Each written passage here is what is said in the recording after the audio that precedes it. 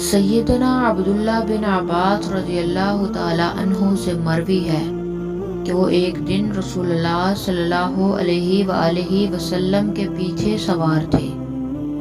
آپ صلی اللہ علیہ وآلہ وسلم نے ان کو فرمایا، او لڑکے، میں تجھے چند کلمات سکھانے والا ہوں، اللہ تعالیٰ تجھے ان کے ذریعے نفع دے گا۔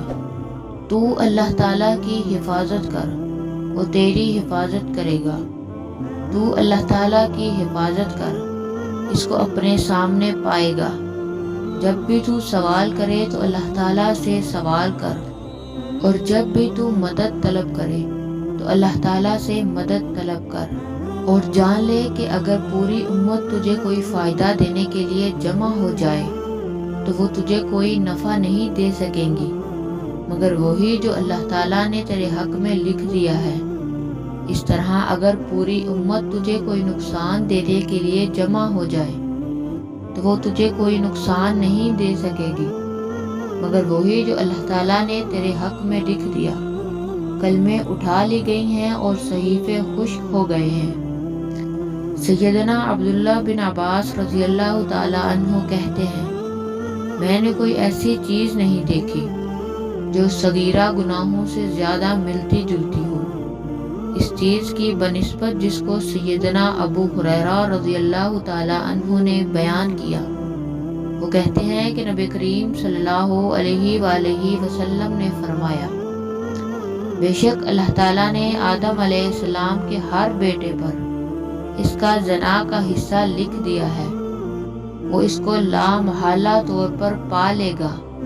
آنکھ کا زنا دیکھنا ہے، زبان کا زنا بولنا ہے، اور نفس تمنا کرتا ہے اور چاہتا ہے، اور شرمگاہ اس کی تصدیق کرتی ہے یا تکذیب۔ سیدنا انس بن مالک رضی اللہ تعالی عنہ سے مروی ہے کہ رسول اللہ صلی اللہ علیہ وآلہ وسلم نے فرمایا، تم پر اس چیز میں کوئی حرج نہیں ہے کہ تم کسی کے اچھے عمل کی وجہ سے اس پر خوش نہ کیے جاؤ، یہاں تک کہ تم دیکھ لو کہ کس عمل پر اس کا خاتمہ ہوتا ہے۔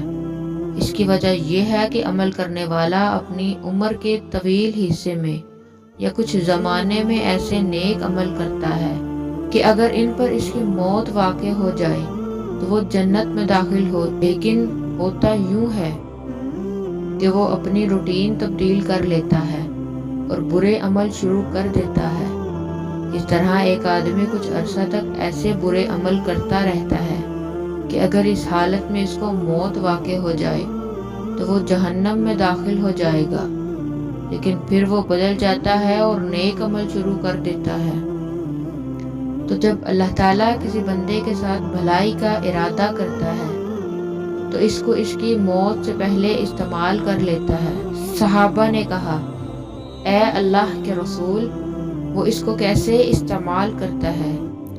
آپ صلی اللہ علیہ وآلہ وسلم نے فرمایا، اللہ تعالیٰ اس کو نیک عمل کرنے کی توفیق دے دیتا ہے اور پھر اس کو اس کے اچھے عمل پر موت دے دیتا ہے۔